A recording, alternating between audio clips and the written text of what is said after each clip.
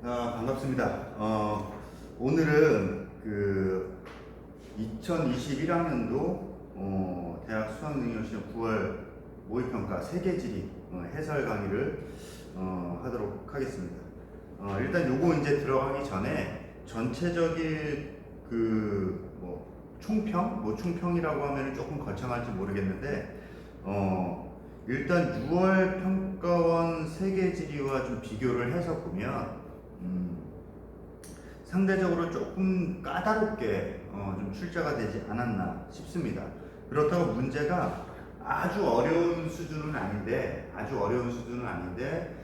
풀기에 조금 까다로운, 그리고 그 시간대에 풀기에는 조금 이제 까다로운 그런 문제들이 출제되지 않았나 그런 생각이 좀 듭니다. 특히 1번 같은 경우에 세계 지도와 관련된 문제가 나오면 거의 5초 안에 딱딱 풀고 딱 넘어갔는데 우리는 이제 공부를 하는 입장이니까 요 내용들을 이제 좀 가만히 잘 보시면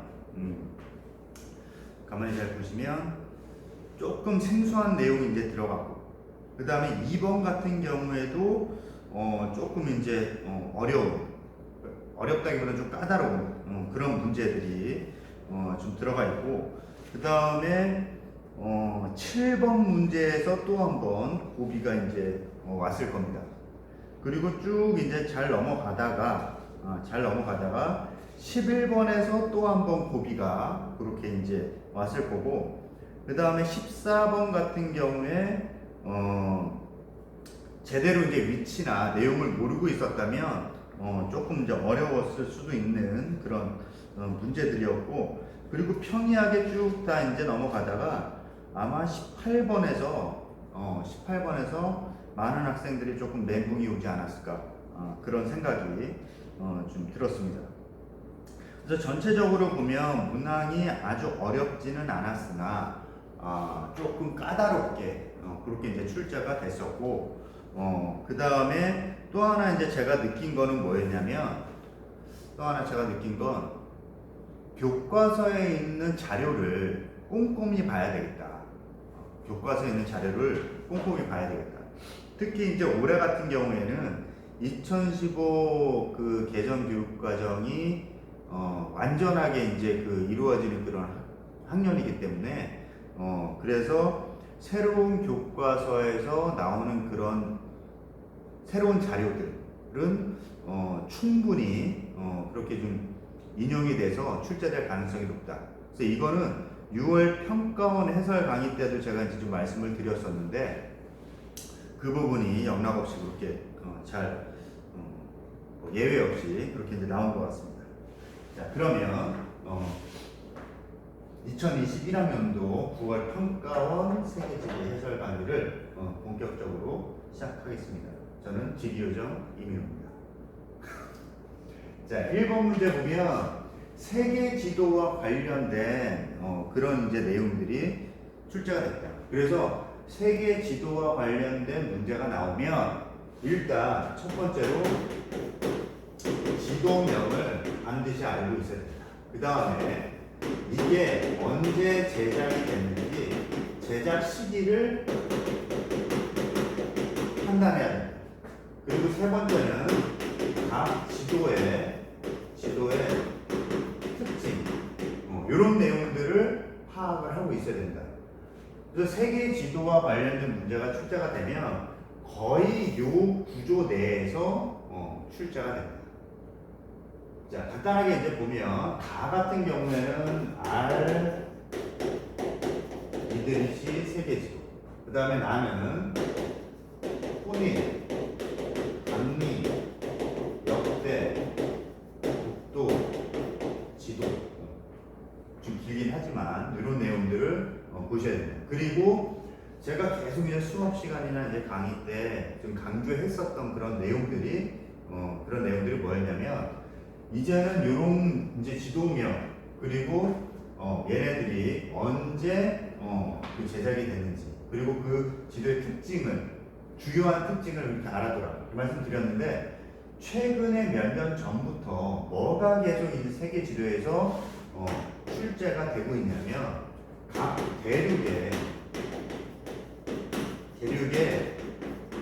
위치를, 각 대륙의 위치를 너 알고 있어? 라고 이제 물어보는 문항들이 계속해서 출제가 이제 되고 있다. 그러니까 이런 내용들도 더 이제 꼼꼼하게 보실 필요가 있다. 뭐 답은 굉장히 뭐 쉽습니다. 옳은 게 뭐냐? 가의 지도 중심부에는 비반도가 위치한다. 비반도가 위치한다라는 게 바로 이제 여기에 이제 해당이 되는 거니까. 그러면 지금 이 이드리스 세계지도 같은 경우에는 요 가운데가 이제 메카. 그 다음에 후넬강리 역대 국도지도. 얘는 이제 중국이라는 거는 다 이제 알고. 그 다음에 얘는 당시의 조선. 얘는 이제 일본. 그리고 얘가 유럽.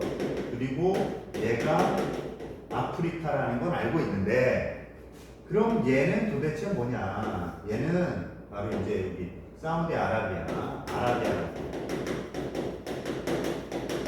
아라비아만을 얘기하는 거고. 그러면 요 부분은 어디냐? 요 부분이 우리가 이제 흔히 알고 있는 인도라고 보시면 될 것 같습니다. 자, 그러면 이제 가의 중심부는 여기 이제 메카가 있는 아라비아를 얘기하는 거니까 가의 중심부는 비반도가 위치한다. 비반도는 아라비아. 정답은 1번. 뭐 쉽게 이제 나오는데, 문제는 뭐냐면 나머지 내용들은 되게 이제 뭐 평이합니다. 중국 중심 세계관이 반영됐다. 그럼 얘는 나 얘기하는 거야. 아메리카 대륙이 표현되어 있는 건 없고, 그 다음에 나는 크리스토교의 영향을 받아 제작되어 있다. 뭐 이런 내용들도 이제 없고, 그 다음에 선택지 중에 얘가 이제 조금 중요한 선택지입니다. A하천이 도대체 뭐냐? 이 A하천 같은 경우에는 이 A하천을 알려면 이 대륙의 위치를 파악을 하고 있어야 가능하다. 자, 그럼 대륙의 위치를 판단할 때는 첫 번째 뭐를 이제 판단을 이제 하셔야 되냐? 제일 먼저 지중해를 찾아라. 얘는 이 부분이 이제 지중해. 얘가 지중해를 찾으면 웬만한 큰 것들은 다 이제 해결이 됩니다. 그 지중해를 기준으로 해서 이쪽이 이제 유럽에 해당하는 거고, 요 아래쪽이 지중해. 그러니까 이 지도상에서 보면 이 지중해 위쪽이 바로 이제 아프리카에 해당한다. 아프리카에 이제 해당한다. 뭐 이 정도 이제 보시면 되고, 그 다음에 조금 더 이제 구체적으로 들어가면 여기가 이제 인도야. 여기 이제 사우디아라비아면 뭐 인도야 나오는 거고, 그리고 요 끝에 있는 요 부분이 바로 이제 중국, 이렇게 이제 보시면 될 것 같습니다. 자, 그럼 이제 여기까지 나왔고, 그러면 아프리카에서 흘러가는 이 하천은, 이 A 하천은 도대체 어떤 하천이냐? 얘는 이제 나일강 얘기하는 거니까. 나일강은 인도양으로 유입된다. 인도양이 아니라 요 지도상으로 보면 지중해로 유입된다라고 이제 보시면 될 것 같습니다. 자, 그 다음에 여기서 조금 더 깊게 하나만 더 좀 말씀을 드리면, 요 이드리시 지도를 자세히 보시면 이렇게 뭐 선들이 이제 이렇게 거져 있습니다. 이렇게 선들이 거져 있다. 자, 요 선이 의미하는 건 뭐냐면, 이 선이 의미하는 건 뭐냐면, 얘가 위도냐? 위도는 아니다. 위도가 아니라, 이렇게 이제 가겠습니다. 위도가 아니라 얘는 기후대를 표현했다라고 이제 보시면 될 것 같습니다. 자, 그 다음에 이제 조금 하나만 더 좀 말씀을 드리자면, 거기 이제 지도의 가운데 가만히 잘 보시면 까만 바다가 두 개가 이제 더 있습니다.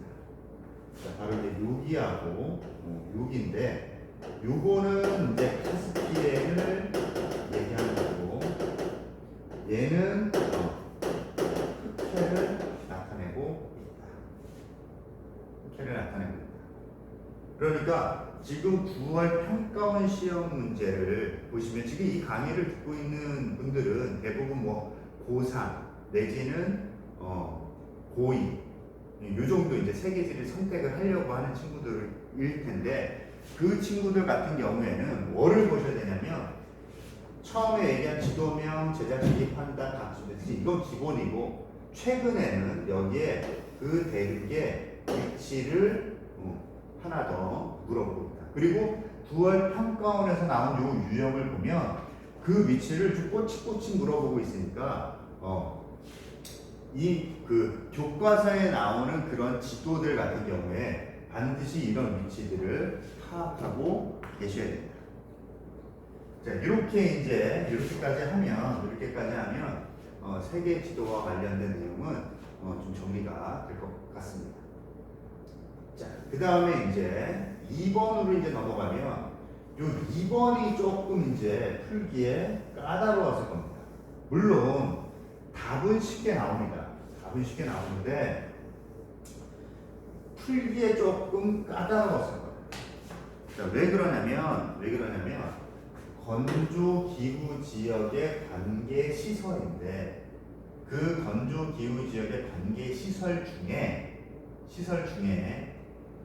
얘는 스프링쿨러를 이용한 원형의 밀 재배를 하는 모습이고 얘는 우리가 이제 수업 시간에도 이제 보여드렸듯이 요 구멍이 뻥뻥뻥뻥뻥 뚫린 거 건조 지역의 관계 시설이니까 구멍이 뻥뻥뻥 뚫린 건 얘는 우물의 형태로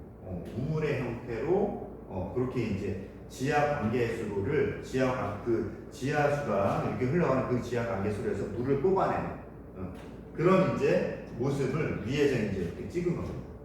그러니까 건조 기후 지역의 관계 시설은 이렇게 두 가지로 구분이 된다라는 거예요. 자, 가는 오아시스 농업에서 주로 활용한다. 오아시스 농업 같은 경우에는 우리가 이제 교과서에도 나와 있고 여러 이제 뭐 내용 정리 책에도 이제 나와 있지만 뭐 밀도 재배하고 대추야자도 재배하고 이제 그런 데서 오아시스 농업에서 주로 활용한다. 얘는 이제 원형의 밀 재배 형태를 나타내고 있기 때문에 오아시스 농업에서 주로 활용한다 라고 얘기하는 거는 조금 문제가 있지 않나. 자, 그리고 뭐 원형 경작지 중앙에 전통 방식의 우물이 있다. 전통 방식의 우물이 있으면 우물을 길러다가 물을 이렇게 이제 뿌릴 거 아니야. 이렇게 해서 이렇게 한다? 그거는 이제 말이 안 돼. 얘는 스프링클러를 이용해서 지나가는 뭐 외래하천 내지는 지하수 이거를 끌어와가지고 얘를 위로 이제 끌어올려가지고 이렇게 이제 뭐 전기장치 뭐 이런 장치를 이용해서 이제 이렇게 뿌려서 그래서 그 물이 이제 닿는 그 면적까지만 재배를 한다. 그래서 이제 이런 식으로 원형으로 밀을 이제 재배하는 방식이다. 그러니까 전통 방식의 우물이 있는 건 아니다. 이것도 이제 오아시스 농업에서 주로 활용하는 거 아니고. 그 다음에 나는 지하수로. 얘가 이제 지하 관계 수로를 이용해서 연결되어 있다. 그래서 이제 3번이 이제 정답이 되고, 그 다음에 나는 외래하천의 물을 끌어오는 방식이다. 외래하천의 물을 끌어오는 방식이다. 지금 요거는 제가 이제 아까 서두에 뭐를 말씀드렸냐면 교과서에 있는 자료나 내용을 꼼꼼하게 볼 필요가 있다 라고 이제 말씀을 드렸는데, 그래서 교과서에 보시면 이 가와 나가 어떻게 설명이 되어 있느냐. 얘는 가는 외래하천. 여기서 얘기하는 이 외래하천은 습윤 지역이나 다른 뭐 이제 높은 데서 발원한 그런 물이 사막을 통과해서 바다로 흘러가는 그런 이제 하천을 외래하천이라고 하는데, 가 같은 경우에는 외래 하천 주변에서 행해지는 관계 농업에 해당하고, 나 같은 경우에는 지하 관계 수로를 이용한 관계 농업에 해당합니다.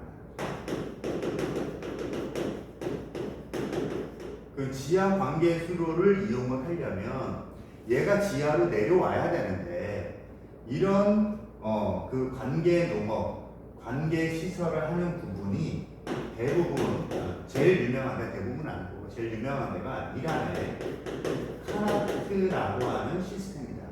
근데 이 이란 같은 경우에는 주로 이제 신기 습곡 산맥 주변에 있기 때문에 높은 산지가 주변에 존재한다. 만년설까지 나타날 수 있는 그런 높은 산지가 존재하기 때문에 여기에서 물이 이제 흘러내려와서 융빙수라고 부르는 그 빙하가 그게 이제 흘러 들어와서 사막을 이제 이렇게 관통을 하면 다 증발이 돼버리니까 얘를 지하로 이렇게 이제 보내서 증발을 막고, 그래서 그 물을 이용할 수 있도록 지하 관계 수로를 이용해서 관계 농업을 한다. 라고 이런 내용들이 이렇게 교과서에 설명이 되어 있습니다. 그래서 그런 부분을 꼼꼼하게 보지 못하면 1번하고 4번에서 그냥 다 낚일 수가 있다. 물론 이거는 지하 관계 수로를 통해서 연결되어 있다라고 하는 확실한 정답이 있기 때문에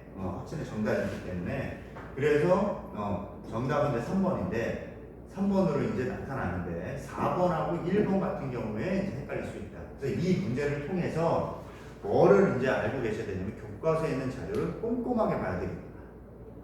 그거 하나 좀 강조를 하고 넘어가겠습니다. 자, 그 다음에 이제 3번으로 이제 가시면 유럽의 여러 국가들의 특징을 물어봤습니다. 유럽의 여러 국가들의 특징을 이제 좀 물어봤는데, 이런 유럽의 국가를 보면, 그래서 제가 매번 이제 강조하는 게, 유럽의 국가를 보면 국가 이름을 알면 상대적으로 굉장히 문제에 자신감 있게 다가갈 수 있다. 그런데 그런 그 국가나 이제 그 위치를 잘 모르면 몰라도 풀 수는 있지만 조금 긴가민가하는 이런 자신감 좀 부족한 상태에서 문제를 보기 때문에 그래서 국가의 위치를 알고 들어가면 굉장히 편해집니다. 자, A 같은 경우에는 이제 노르웨이 얘기하는 거고, 그 다음에 B 같은 경우에는 벨기에 얘기하는 거고, C 같은 경우에는 스위스 얘기하는 거고. 자, 그러면 유럽연합의 회원국이냐? 자, 다는 yes라고 했습니다. 그러니까 유럽연합 같은 경우에는 지금 현재는 27개. 여기에는 영국이 탈퇴 언제냐면 2020년 1월 31일. 그러니까 1월 31일까지 몰라도 2020년, 그러니까 올해 영국이 탈퇴해서 27개국인데 이 자료가 지금 2019년 기준이니까 이때는 28개국이에요. 영국을 포함해서.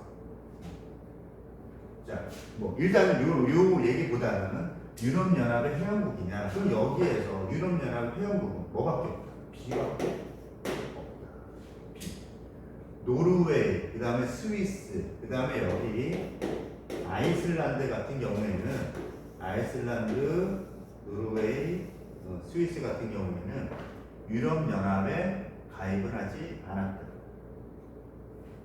아이슬란드는 지리적으로 이제 멀기 때문에 조금 불리한 측면이 있고, 노르웨이 같은 경우에는 이 북해 앞바다에서 잡는 각종 내지는 경제권에 위협이 되기 때문에 그래서 가입을 안 했고, 스위스 같은 경우에는 이제 중립의 지위를 갖고 있기 때문에 가입을 안 했고, 뭐 이런 정도만 알고 계셔도 될 것 같습니다. 자, 그럼 가가 B로 이제 나와 있는 거는 3번하고 4번밖에 없다. 자, 그 다음에 회원국이 아니냐. 그러니까 여기는 A 아니면 이제 C가 될 텐데 복수의 공용어를 사용하는 나가 그러면 어디냐? 벨기에냐? 스위스냐? 스위스 같은 경우에는 얘가 이제 나가 C가 되는 스위스 같은 경우에는 4개의 국어를 공용어로 쓰고 있다. 뭐 독일어, 이탈리아어, 뭐 이탈리아어, 그다음에 뭐 로만슈어, 뭐 이제 그런 등등등. 그래서 4개 언어를 이제 공용어로 쓰고 있다. 왜냐하면 주변에 있는 국가의 영향을 받기 때문에. 그래서 이제 그거를 공용어로 그렇게 이제 쓰고 있다. 독일어, 이탈리아어, 프랑스어, 뭐 이제 로만슈어 이렇게 4개. 그러면 나머지는 A. 벨기에 같은 경우에는 공용어가 이제 영어. 확실한가 모르겠는데 영어일 겁니다.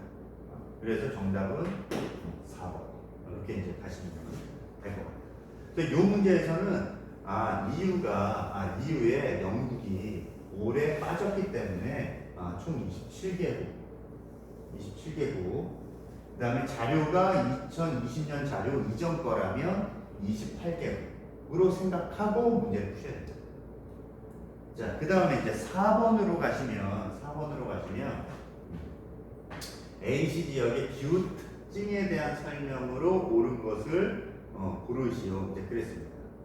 자, 요거는 일단 이렇게 뒤에 가로에 나온 거는 얘는 해발 고도를 지금 얘기를 하는 거고, 해발 고도 얘기하는 거고, 여기가 이제 적도니까 적도를 이제 이렇게 딱 이제 그어놓으면 얘는 주로 이제 적도 지역에서 볼 수 있는 그런 도시들이구나. A 같은 경우에는 지금 요 국가가 에콰도르를 지금 얘기를 하고 있으니까 에콰도르에 있는 키토라는 도시고, 그 다음에 B 같은 경우에는 에콰도르 키토, 그 다음에 페루에 얘는 이키토스라고 하는 그런 이제 도시. C 같은 경우에는 리우데자네이루를 이제 얘기를 하고 있다.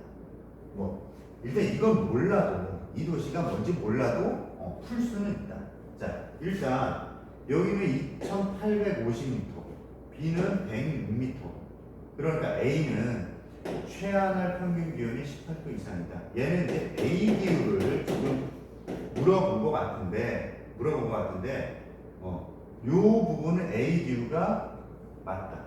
하지만 요 키토 같은 경우에는 해발 고도가 높다. 그러니까 얘는 열대 고산기후, 그러니까 AH 기후를 지금 얘기를 하고 있고, 이 열대 고산 기후의 가장 큰 특징은 상충 기후가 나타난다.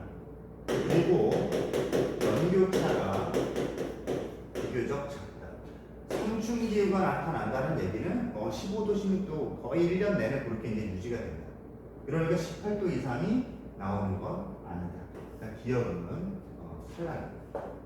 자, 그 다음에 C 같은 경우에는 연중 적도 수렴대 안에 위치한다. 적도 수렴대 안에 위치를 한다는 얘기는 A 기후에서 이제 나타나는 특징이니까 적도 수렴대, 연중 적도 수렴대에 나타나는 건 아니다. 왜냐하면 요 기후는 그 캐펜의 기후 구분표를 찾아보시면 CW 아니면 AW 정도로 나옵니다. 되게 애매하게 딱 걸쳐있는 그런 이제 도시입니다. 그러니까 이게 W라고 되어 있다는 얘기는 1년의 절반 정도는 열대 수렴대에 영향을 받지만 절반 정도는 뭐 아열대 고압대 내지는 다른 거에 영향을 받고 있다. 그러니까 연중 적도 수렴대 안에 위치하는 건 아니다라는 거예요. 그럼 기억 미행이 틀렸으니까 정답은 5번 금방 나오는데 요 나머지 내용들을 이제 좀 보면 자 B는 A보다 7월 평균 기온이 높다. 7월 평균 기온이 높다. 요것도 이제 보시면 B는 A보다 평균 기온이 높다. 왜? 7월 평균 기온이 높다. 왜? 얘네들은 지대가 높고 지금 A 부분하고 B 부분하고 이제 이렇게 비교하는 겁니다. 그러니까 당연히 B가 해발 고도가 낮기 때문에 기온이 7월 평균 기온이 더 높게 나올 수밖에 없고 그 다음에 C는 B보다 연 강수량이 적다. 이걸 어떻게 알아? 연 강수량이 많고 적고 전 세계 전 도시들을 다 알 겁니까? 그렇게 공부할 거야? 그렇게 공부하면 정말 무식하고 멍청하게 공부하는 거예요. 그러니까 수능이 그런 것들을 요구하는 게 아니다. 그런 것들을 요구하는 게 아니라 기본적으로 너 AH 알아? 그리고 이키토스 평지 같은 경우에 얘는 AF라는 거 알아? 그리고 얘는 CW 내지는 AW라는 걸 알아? 이거를 놓고 위치를 놓고 기후를 판단할 수 있느냐 없느냐 이거를 물어보고 있는 겁니다. 그러니까 얘는 연중 내내 그렇게 이제 강수가 내린 거고 얘는 CW건 뭐 AW건 얘는 1년에 이제 절반 정도는 6개월 정도는 적도 수렴대에 영향을 받지 않기 때문에 얘네들보다 상대적으로 이 C가 강수량이 적을 수밖에 없다. 그러니까 이거를 이제 포인트를 잡고 그렇게 이제 가셔야 될 것 같습니다. 자, 그래서 4번은 이렇게 이제 좀 정리하시면 될 것 같고, 자, 그 다음 이제 5번. 자, 5번은 지역 문제인데, 이걸 처음에 좀 말씀을 드렸어야 되는데, 이번에 이제 문제를 보면 자연지리하고 인문지리 파트가 뭐 이제 예전처럼 그렇게 나온 것 같습니다. 자연지리 파트가 6문제가 나왔고 인문지리 파트가 14문제가 이제 나왔는데 지역 파트가 4개가 나옵니다. 보통은 3개 이제 한 절반 정도 차지하는데 이번에는 그냥 자연지리 파트가 조금 더 이제 많이 나온 것 같습니다. 자, 문제를 보면 드럼린 모래인 에스커 중에 하나다. 자, 이렇게 생긴 거는 얘네들 드럼린 같은 경우에는 뭐가 포인트? 빙하의 이동 방향을 알려준다. 이동 방향을 알 수 있다. 라는 거고요. 그 다음에 B는 얘는 에스커. 그래서 이 에스커도 제가 이제 어떻게 설명을 드렸냐면 보통 이거 설명을 잘못하시는 분들이 굉장히 많습니다.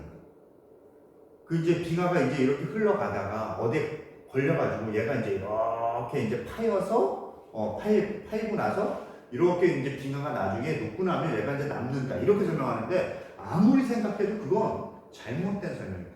그런 설명을 이제 들으시면 안 되고 에스커는 어떻게 이제 만들어지는 거냐면 빙하가 이제 이렇게 내려오면서 속도가 서서히 줍니다.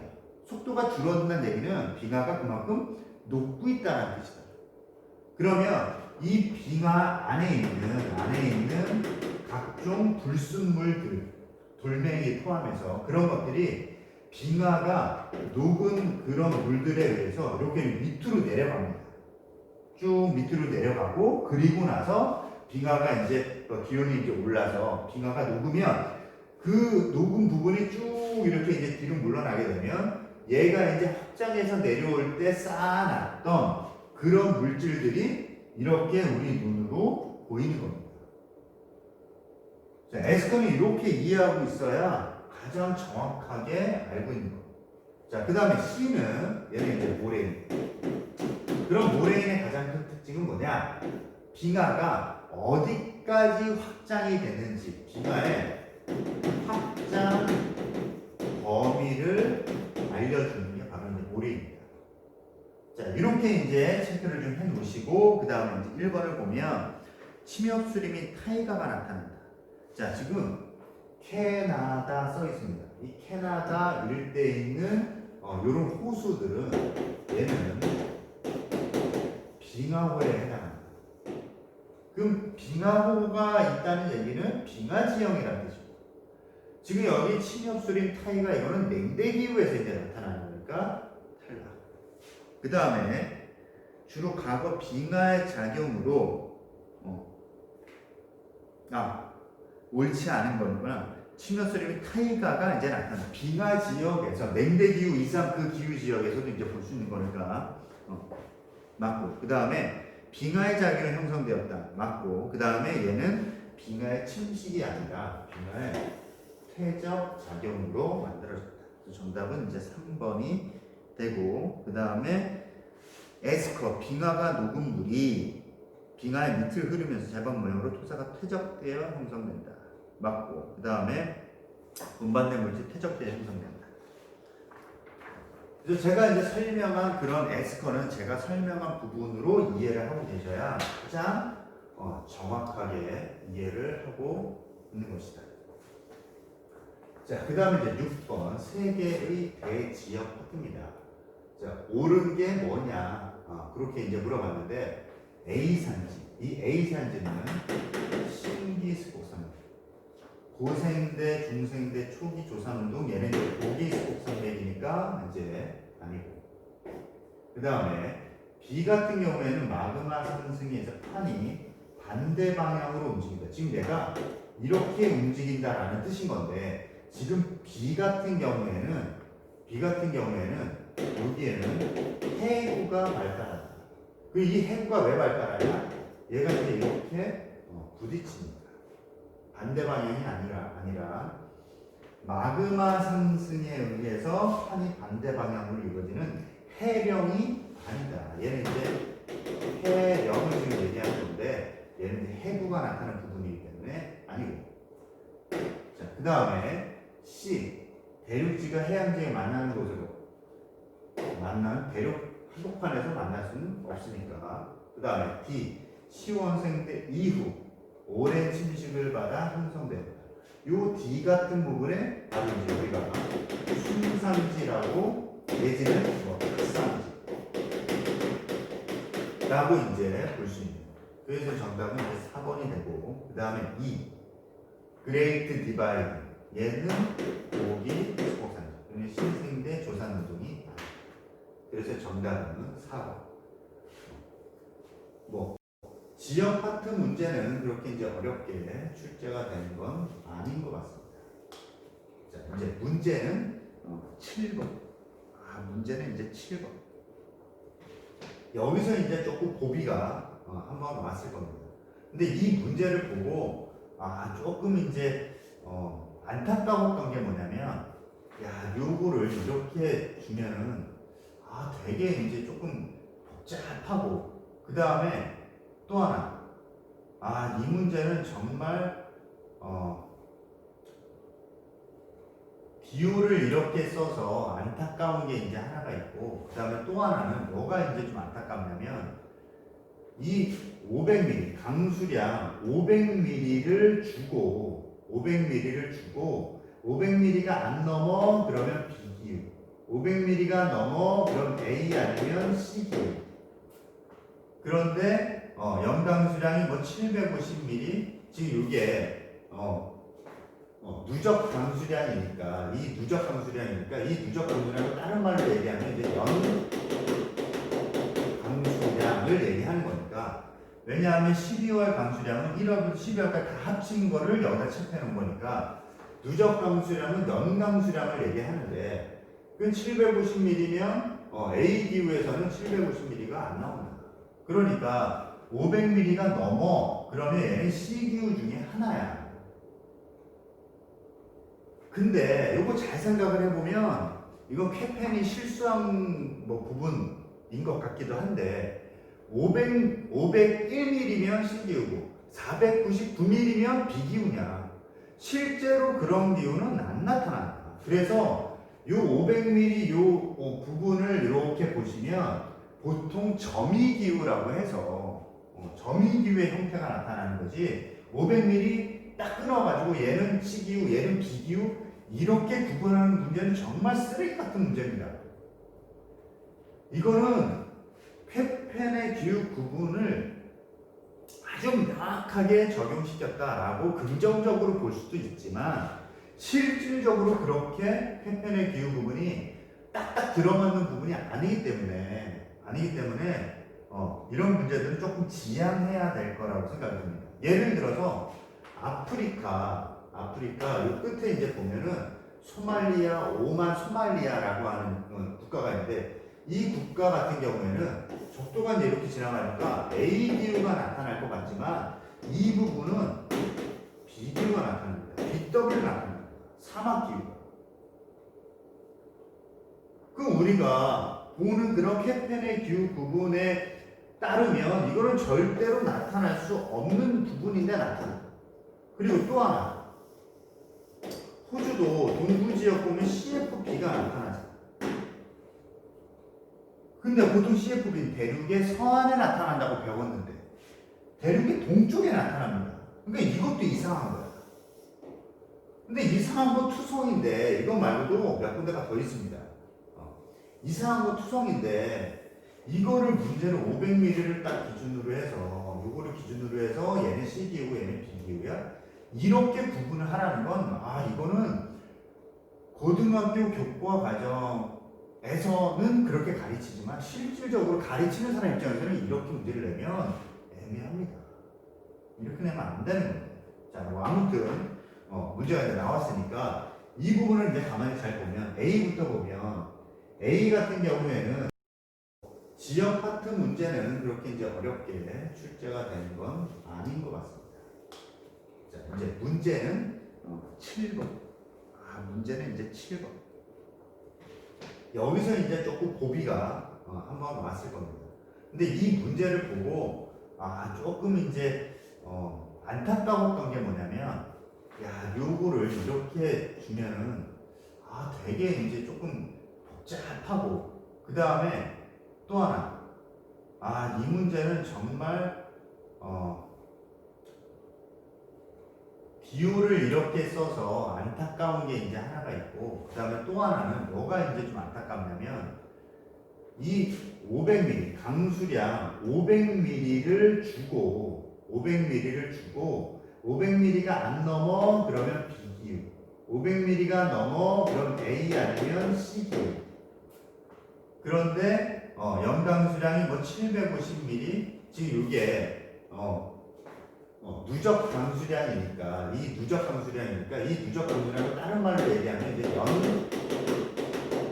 강수량을 얘기하는 거니까 왜냐하면 12월 강수량은 1월부터 12월까지 다 합친 거를 여기다 칠해 놓은 거니까 누적 강수량은 연 강수량을 얘기하는데 그 750ml면 A 기후에서는 750ml가 안 나옵니다. 그러니까 500ml가 넘어 그러면 얘는 C 기후 중에 하나야. 근데 이거 잘 생각을 해보면 이건 캡펜이 실수한 부분인 것 같기도 한데 501mm면 C기후고 499mm면 B기후냐 실제로 그런 기후는 안 나타난다. 그래서 이 500mm 요 부분을 이렇게 보시면 보통 점이기후라고 해서 점이기후의 형태가 나타나는 거지 500mm 딱 끊어가지고 얘는 C기후 얘는 B기후 이렇게 구분하는 문제는 정말 쓰레기 같은 문제입니다. 이거는 폐펜의 기후 구분을 아주 명확하게 적용시켰다라고 긍정적으로 볼 수도 있지만 실질적으로 그렇게 폐펜의 기후 부분이 딱딱 들어맞는 부분이 아니기 때문에 이런 문제들은 조금 지양해야 될 거라고 생각이 듭니다. 예를 들어서 아프리카 이 끝에 이제 보면은 소말리아, 오만 소말리아라고 하는 국가가 있는데 이 국가 같은 경우에는 적도가 이제 이렇게 지나가니까 A 기후가 나타날 것 같지만 이 부분은 B 기후가 나타납니다. BW를 나타냅니다. 사막 기후. 그럼 우리가 보는 그런 케펜의 기후 구분에 따르면 이거는 절대로 나타날 수 없는 부분인데 나타나. 그리고 또 하나, 호주도 동부 지역 보면 CFB가 나타나죠. 근데 보통 CFB는 대륙의 서안에 나타난다고 배웠는데 대륙의 동쪽에 나타납니다. 그러니까 이것도 이상한 거야. 근데 이상한 건 투성인데 이거 말고도 몇 군데가 더 있습니다. 이상한 건 투성인데 이거를 문제는 500ml를 딱 기준으로 해서 요거를 기준으로 해서 얘는 C기후 얘는 B기후야 이렇게 구분을 하라는 건 이거는 고등학교 교과 과정에서는 그렇게 가르치지만 실질적으로 가르치는 사람 입장에서는 이렇게 문제를 내면 애매합니다. 이렇게 내면 안 되는 겁니다. 자, 뭐 아무튼 문제가 이제 나왔으니까 이 부분을 이제 가만히 잘 보면 A부터 보면 A 같은 경우에는 1월달이 기온이 낮고 7월달이 기온이 높아. 근데 최하늘 기온이 마이너스 3도에서 18도 사이에 들어가 있으니까 얘는 최하늘 기온이 마이너스 3도 18도 사이에 들어가 있으니까 그러니까 A는 C 기후 중에 하나일 겁니다. C. 자, 그리고 요 그래프를 이렇게 쭉 보면 1년 내내 연중 고르게 비가 오고 있다. 그러니까 얘는 CF. W가 아니라 CF. 그 다음에 최난월이 22도가 안 넘어간다. 그러니까 얘는 CFB. 그리고 또 하나. 1월달이 기온이 낮고 7월이 기온이 높아. 그럼 얘는 남방구, 북방구. 얘는 북방구. 요거를 이제 체크를 해두라는 게 있고. 자, 그 다음에 B를 보면 얘는 7월달에 기온이 낮고 1월달에 기온이 높아. 그러면 얘는 남반구에 있는 거야. 이렇게 이제 체크해내셔야 되고 그 다음에 보면 최하늘 기온이 마이너스 3도 18도 사이에 있으니까 얘도 C. 그런데 지금 요 B를 보면 이 부분이 감수가 별로 없고 이 부분이 감수가 별로 없다. 그리고 가운데 이 부분은 이렇게 증가되는 걸로 봐서는 계속해서 감수량이 내리는 거고. 자, 그러면 12월, 1월 이때, 그러니까 1월, 12월 이때 감수량이 없어. 12월, 1월이면 남반구는 여름. 그러니까 얘는 남반구 지중해 썬기후 얘기하는 거예요. 자, 그 다음에 자, C를 보면 C 같은 경우에는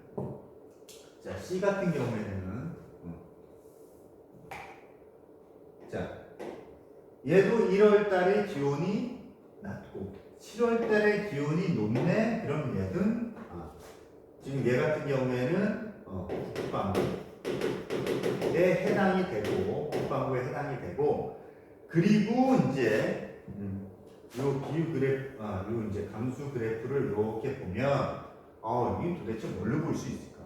여기에서 이제 출제하는 사람들이 의도를 했던 게 500ml가 안 돼. 그러니까 얘는 스텝으로 가야 돼. 이렇게 이제 문제를 설정하는 겁니다.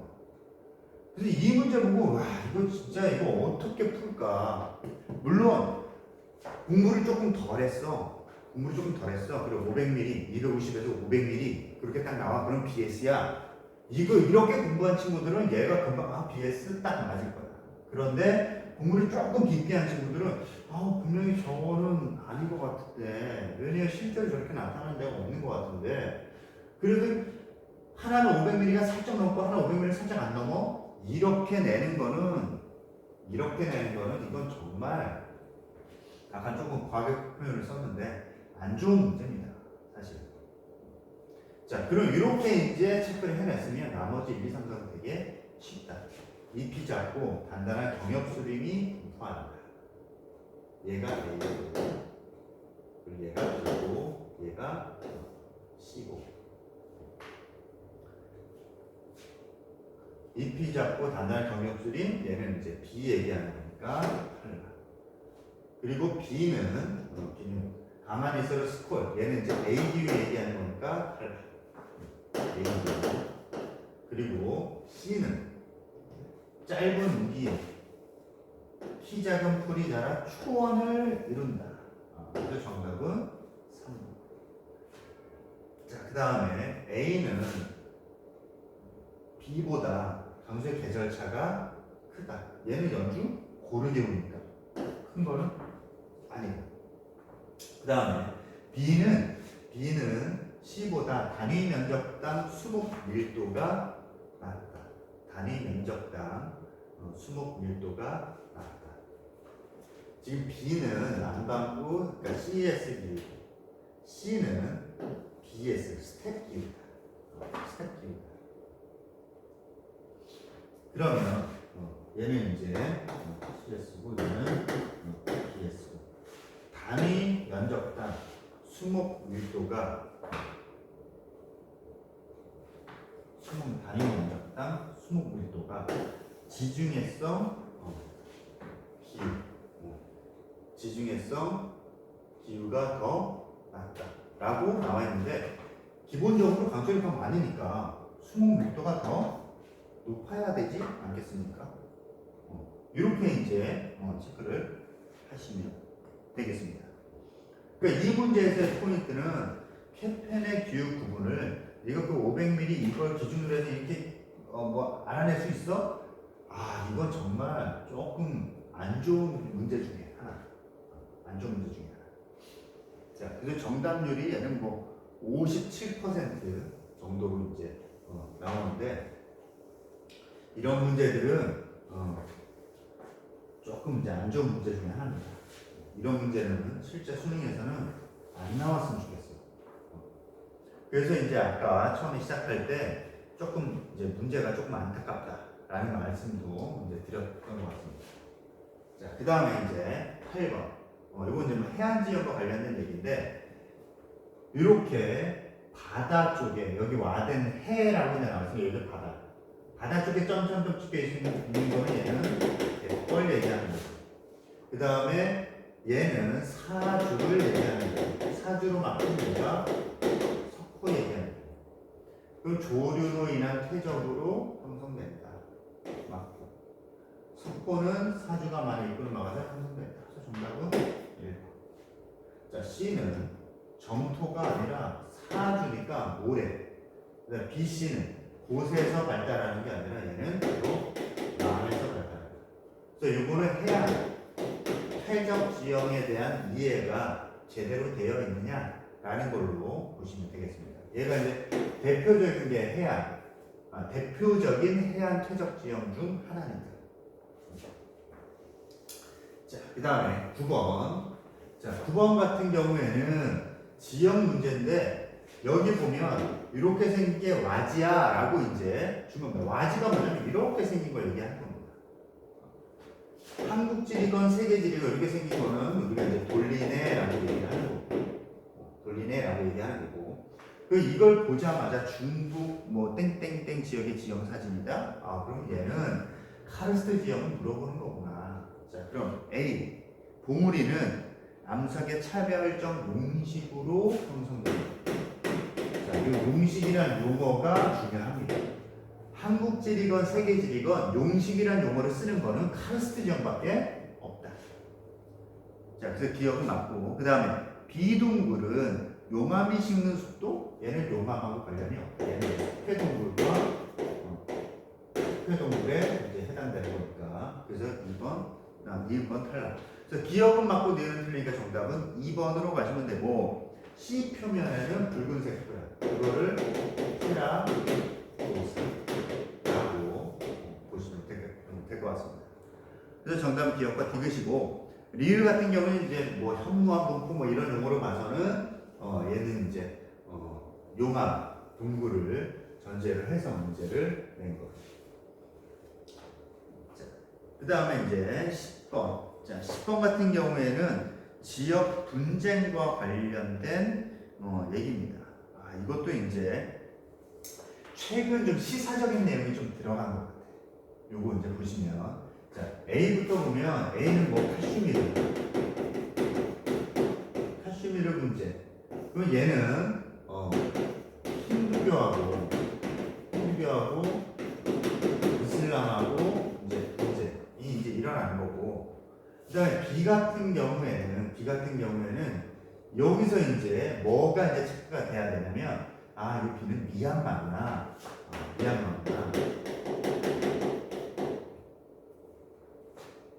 예전에 뭐 이제 박성광이라고 하는 그 개그맨이 뭐 미얀마 뭐 이런 것도 있던데 아무튼 미얀마 이게 세계지리에서 시사적인 부분으로 딱 나온 게 뭐냐면, 이 미얀마 같은 경우에는 아마 들어보셨을 겁니다.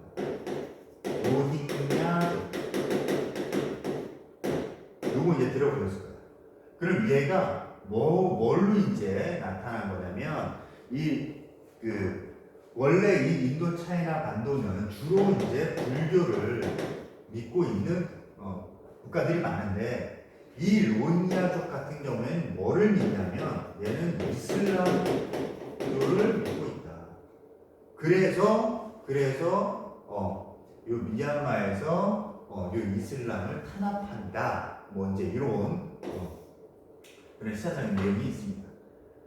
자, 그리고 C 같은 경우에는 이제 필리핀 남부에 있는 섬인데, 여기 뭐 민다나오 섬이라고 해서 여기도 원래는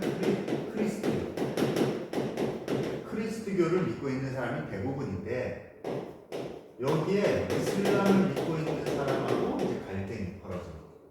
그러니까 지금까지 A, B, C를 보면 다 종교 분쟁과 종교 내지는 민족 분쟁 이렇게 보셔도 될 것 같습니다.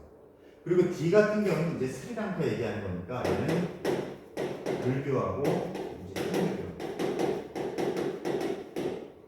주로 이제 지역 분쟁 중에 종교와 관련된 내지는 민족과 관련된 그런 이제 분쟁을 얘기하는 겁니다.